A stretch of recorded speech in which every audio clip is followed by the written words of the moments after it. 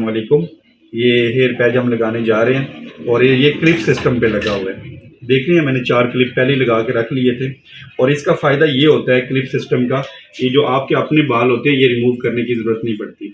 जो भाई भी कहते हैं कि हमने अपने बाल रिमूव नहीं करने, तो उनको फिर हम हेयर जो क्लिप सिस्टम में हम हेयर पैच लगा देते हैं, तो ये भी बहुत ज़बरदस्त चीज़ है।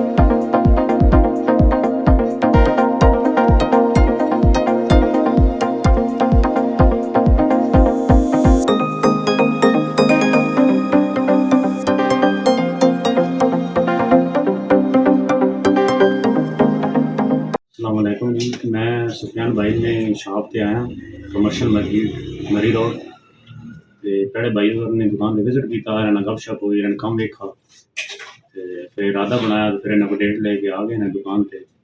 आज मैं हेयर पैचेस दवाया ते मैं इन्हें काम तो बड़ा मुतमैन ना माशाल्लाह। इन्होंने जो इतना स्टाफ इन्होंने खराब बड़ा अच्छा, तो खुद भी भाईजान बहुत अच्छे हैं, काम भी माशाल्लाह बहुत अच्छा दिखा है। अल्लाह ताला ने कारोबार से तरक्कियां दे, दुआ में याद रखियो। ओके जी, अल्लाह।